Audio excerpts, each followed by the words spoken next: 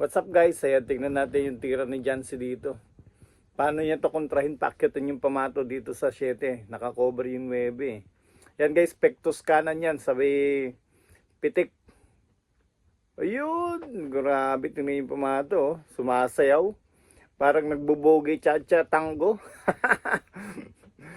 Napakatindi naman ng pectus na yun ni Jancy. Pang international ang laruan guys. Panoorin nyo. Ito pa.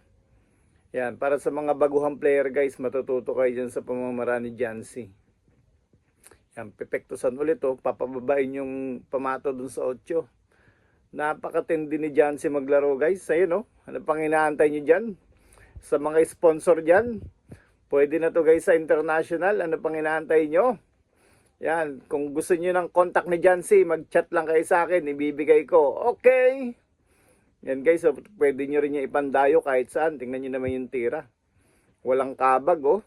Grabe naman yung pectus na yun. Parang natutulog lang. Napakatindi mga boss. Oh, last ball. May partida pala siya dito, 9-10. Last ball na pala to mga boss. Kahit hindi yan mag last ball, madali na lang yan para kay Jancy.